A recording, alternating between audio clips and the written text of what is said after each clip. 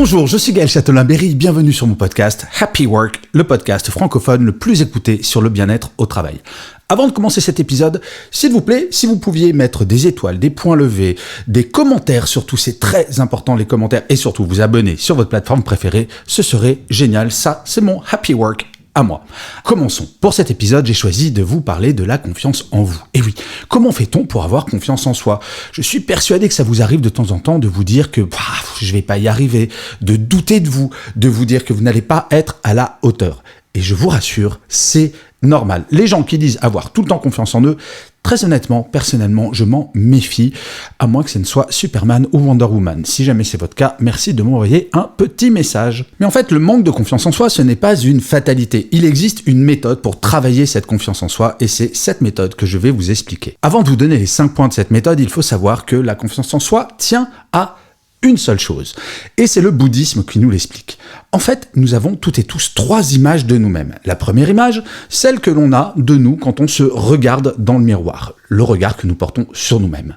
La deuxième image, c'est ce que l'on souhaiterait être, l'image idéalisée de nous-mêmes. L'image dans laquelle nous n'avons ni défauts et que des qualités, bien entendu. Et la troisième image, c'est l'image que nous imaginons que les autres personnes ont de nous. Et en fait, quand vous avez ces 3 images qui se superposent parfaitement, en tout point, c'est là où vous serez zen et c'est là où vous aurez véritablement confiance en vous. Ce n'est pas simple, me direz-vous. Alors voilà les 5 techniques qui vont vous permettre d'atteindre ou de vous approcher de cet objectif. La première chose, c'est d'assumer la personne que vous êtes. Oui, il est normal que vous ne soyez ni parfait ni parfaite. Personnellement, j'adorerais pouvoir courir le 100 mètres en moins de 10 secondes, mais j'aurais beau m'entraîner, je n'y arriverai jamais. Et ce n'est pas grave, vous n'êtes pas parfait, vous n'êtes pas parfaite et c'est tout à fait naturel. Donc la première étape, c'est de dire « Ok, je suis comme ça, maintenant je vais essayer d'optimiser la façon de vivre cet état de fait. » La deuxième chose, c'est quelque chose que vous devez faire quotidiennement. Commencez chacune de vos journées en ayant une pensée positive à votre propos. Faites-vous un compliment ou dites-vous « Tiens, je suis fier de ça, je suis fier d'avoir réalisé ça, je suis fier d'être ça ». On a souvent tendance à voir le côté négatif de nos personnalités, à voir d'abord nos défauts plutôt que nos qualités. Eh bien, essayez une fois par jour, pour commencer votre journée, de voir le côté positif.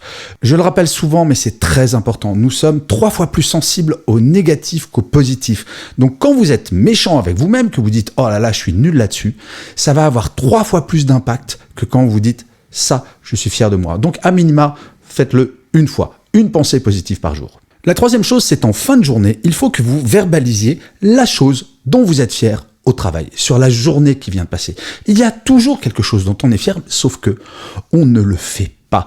Parce que dans notre culture, il n'est pas de bon ton de s'envoyer des fleurs, de dire « Ah, je suis vachement fier d'avoir fait ça ». Eh bien, forcez-vous à le faire. C'est exactement comme pour le début de journée, mais là, c'est en fin de journée quelque chose de très concret dans votre travail où vous dites « Ça, je l'ai bien fait ». Pas forcément une grande chose. Je ne sais pas si vous avez remarqué, mais quand vous faites une petite erreur, on peut très vite la transformer en quelque chose de gigantesque et ça va prendre tout l'espace dans notre tête.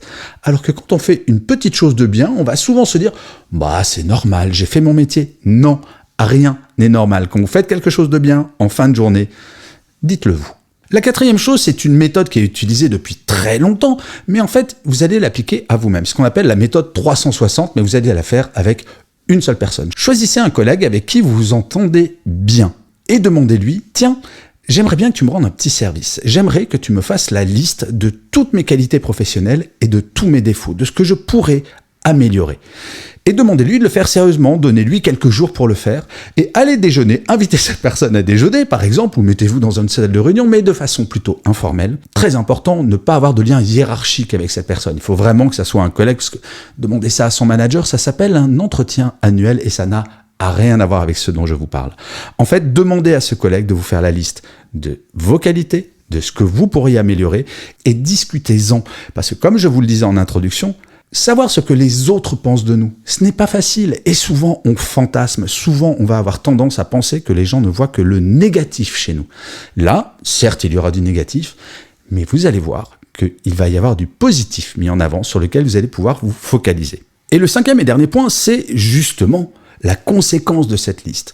Vous allez avoir des points positifs et des points négatifs. Eh bien, les points positifs, utilisez-les. Et si par exemple, vous dites, sur cette qualité, sur 10, je me noterai 6 ou 7. Qu'est-ce que vous pourriez faire pour vous noter 8 ou 9 ? Qu'est-ce que vous pourriez faire d'encore mieux sur cette qualité ? Et sur les choses à améliorer, prenez-en une et travaillez sur ce point. Et vous allez voir, à partir du moment où vous travaillez de façon consciente sur un point qui est considéré comme un point améliorable par votre collègue, vous allez commencer à vous dire, mais c'est vrai, je peux m'améliorer, je peux progresser. Et c'est comme ça que petit à petit, vous allez progresser dans votre confiance en vous. Parce qu'une fois que ce point, vous l'aurez travaillé, vous en prendrez un deuxième, puis un troisième, etc., etc. Et après, idéalement, quelques mois plus tard, vous redemanderez à ce même collègue de voir s'il a perçu ou si elle a perçu du changement. La confiance en soi, c'est bien entendu quelque chose d'extrêmement subjectif. Vous le savez bien, certains matins, on a plus ou moins confiance en soi.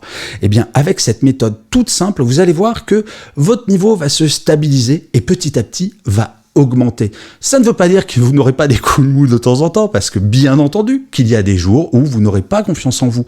Mais rappelez-vous cette méthode systématiquement et vous verrez que jour après jour, la confiance en vous va s'améliorer. Et je finirai comme d'habitude cet épisode de Happy Work par une citation. Pour celui-ci, j'ai choisi une phrase de Goethe qui disait « Si vous avez confiance en vous-même, vous inspirerez confiance aux autres. » Et c'est tellement vrai.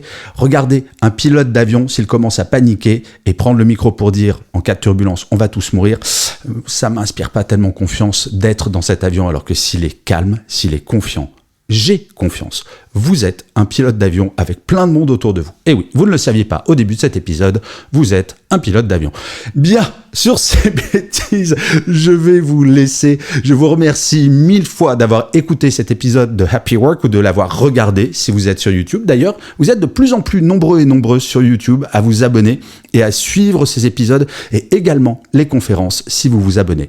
Je vous dis rendez-vous au prochain épisode et d'ici là, plus que jamais, prenez soin de vous.